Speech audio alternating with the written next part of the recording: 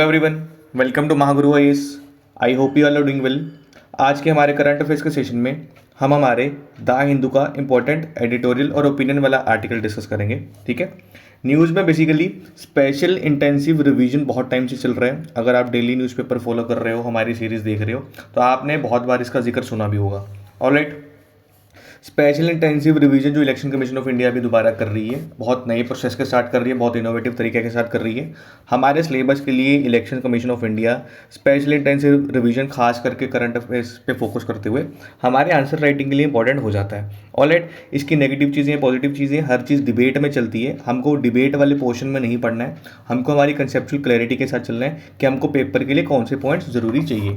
So let's start. सबसे पहले ये न्यूज़ में क्यों आया? ठीक है, अभी रिसेंटली हुआ क्या है, इलेक्शन कमीशन ऑफ इंडिया ने स्पेशल इंटेंसिव रिवीजन स्टार्ट करा है। क्या करा है? Special intensive revision.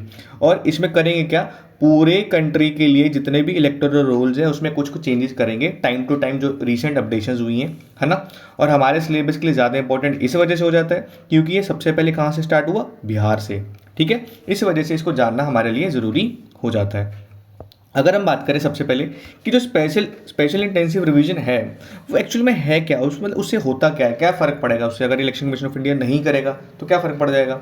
बट हमको ये चीज़ पता होनी ज़रूरी है कि वो होता क्या है। जो स्पेशल इंटेंसिव रिवीजन है ये बेसिकली एक फोकस्ड, एक time bound, house to house, हर किसी के घर जाके जितने भी वोटर्स की वेरिफिकेशन करनी है, वो प्रोसेस को जब बूथ लेवल ऑफ जो ऑफिसर्स हैं लोकल लेवल पे वो कंडक्ट करते हैं, उसका बेसिक एम क्या है, ताकि कोई भी जो इलेक्टोरल रोल वहाँ पे उस कॉन्स्टिट्यूंसी का है, कोई भी बड़े इलेक्शन आने से पहले उसको अपडेट करा जा सके, उसमें अगर कोई भी करेक्शन करनी है तो उसको करेक्ट करा जा सके। ठीक है, ये इस वजह से इसका बेसिक प्राइमरी पर्पस है। और जो हमारा स्पेशल इंटेंसिव रिवीजन है वो ये इंश्योर करता है कि जो हमारी वोटर लिस्ट है वो एक्यूरेट है, इंक्लूसिव है, फ्री फ्रॉम डिस्क्रिपेंसी, उसमें कोई भी ऐसा भेदभाव नहीं है, और जितने भी न्यू रजिस्ट्रेशन आए हैं क्या वो उसमें एडिट है, जो डिलीट करने वाली चीज़ें थी क्या उसमें डिलीट कर दी, या जो उसमें चेंजेस करने थे क्या उसमें चेंजेस कर दिए गए हैं।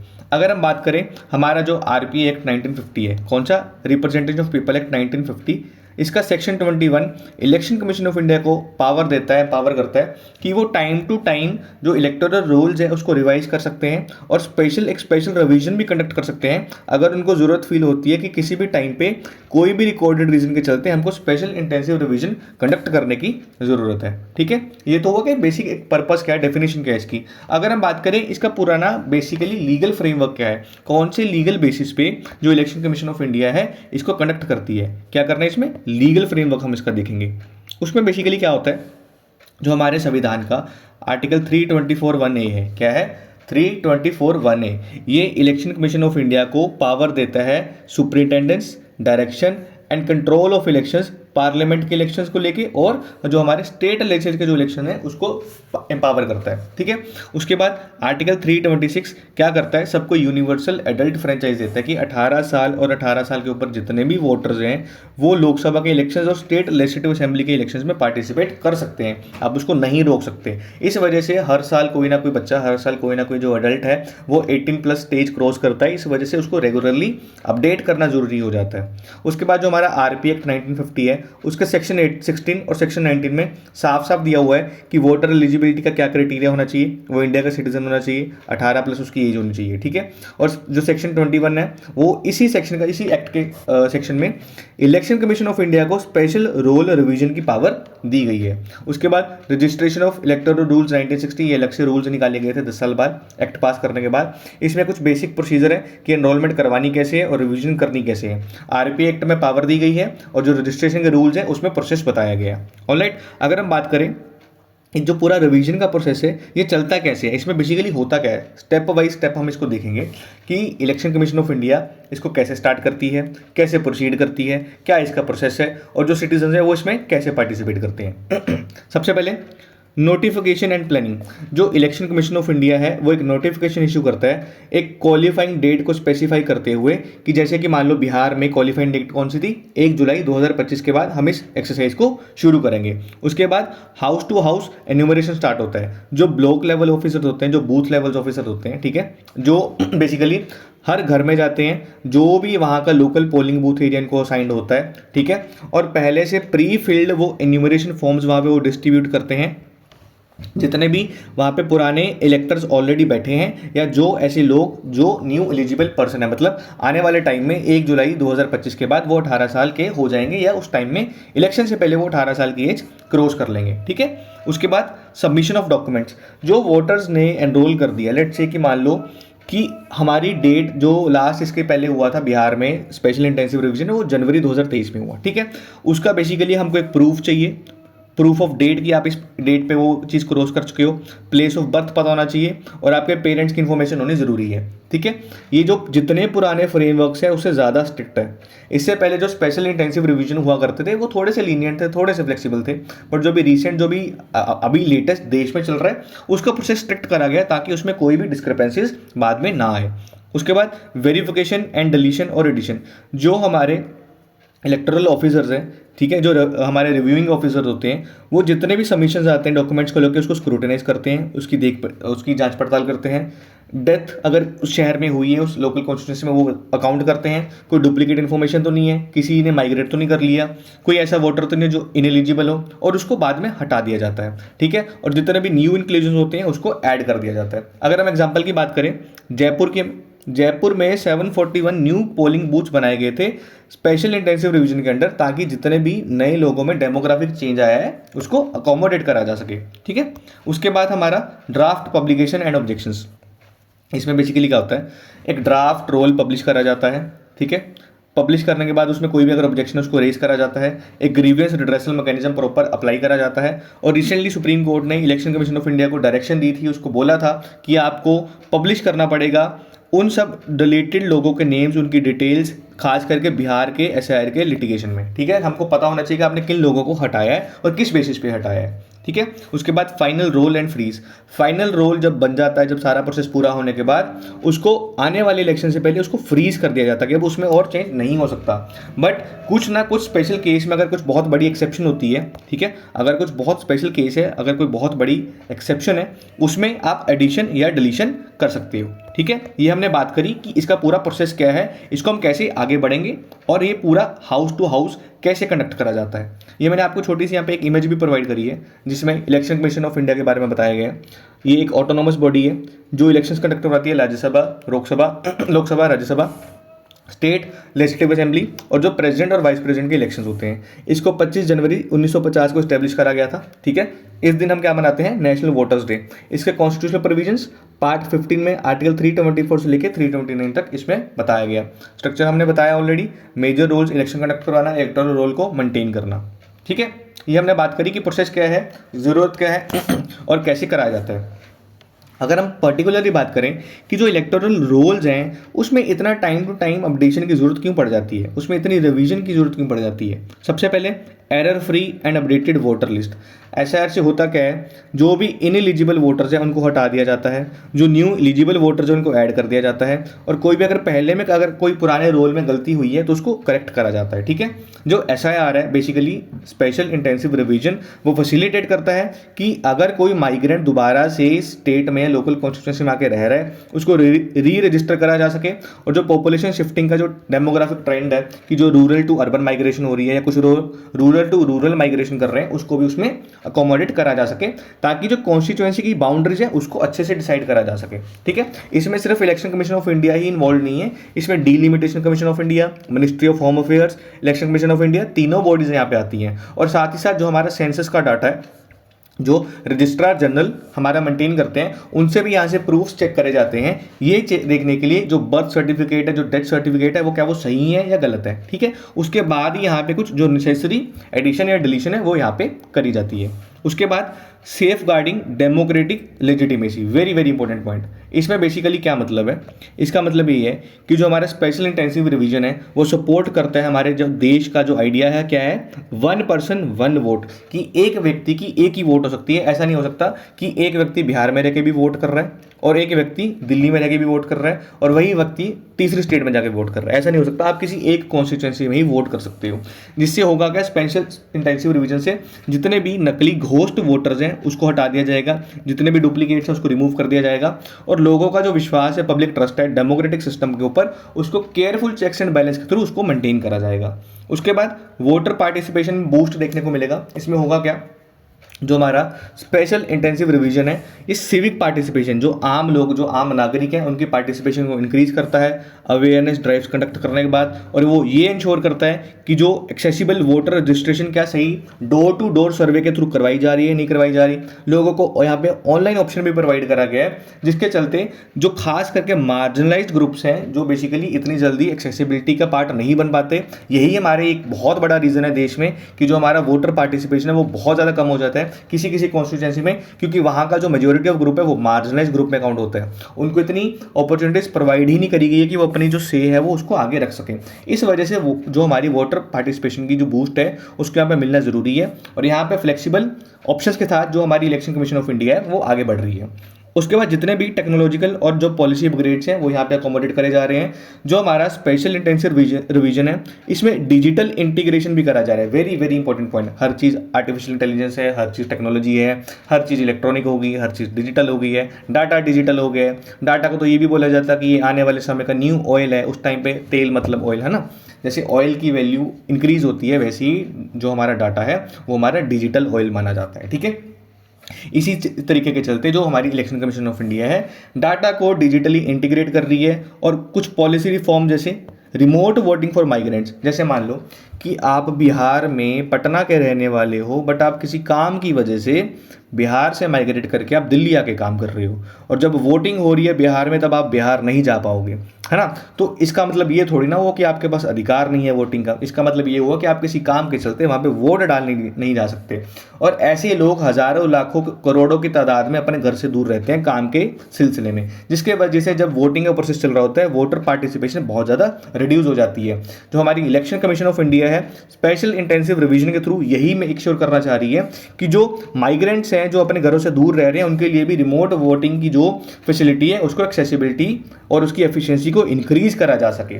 ठीक है, ताकि कोई भी जो उनका अधिकार है यूनिवर्सल एडल्ट फ्रेंचाइज का राइट टू वोट उसको प्रैक्टिस करने से पीछे न रहे। अगर मैं इसके एग्जांपल की बात करें, बिहार हमारे भारत देश की पहली स्टेट बनी है जिसने मोबाइल ई वोटिंग का प्रोसेस शुरू करा था हमारे म्यूनिसिपल पोल्स में। इसको कहाँ से करा गया था?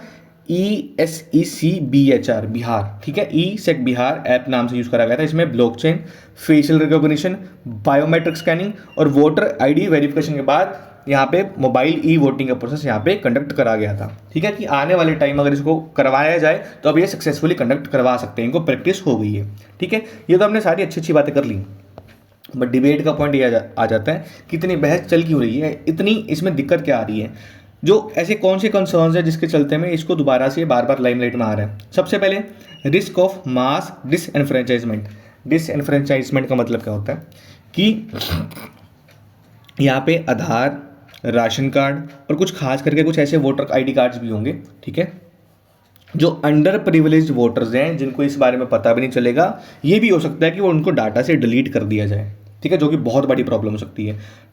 जो मतलब बेसिकली ट्रेडिशनली होता क्या है, जो इलेक्टोरल रोल्स हैं उसमें हर वो इंडिविजुअल आता है जो 18 या 18 साल से ऊपर का होता है। ठीक है, based on their ordinary residence की अभी वो एट प्रेजेंट कहाँ पे रह रहे हैं। बट जो अभी करंट एक्सरसाइज है इसमें ये भी माना जाता है कि उनका प्लेस ऑफ बर्थ क्या है। अगर उनका प्लेस ऑफ बर्थ और ऑर्डिनरी रेजिडेंस मैच नहीं करेगा तो बहुत ज़्यादा कन्फ्यूजन आ सकती है। उनको उनके प्लेस ऑफ बर्थ पे वोटर इंक्लूड करके उनके ऑर्डिनरी रेजिडेंस में अगर उनको वोटर काउंट नहीं करा जाएगा तो उनकी वोट की कोई वैल्यू नहीं रह जाएगी।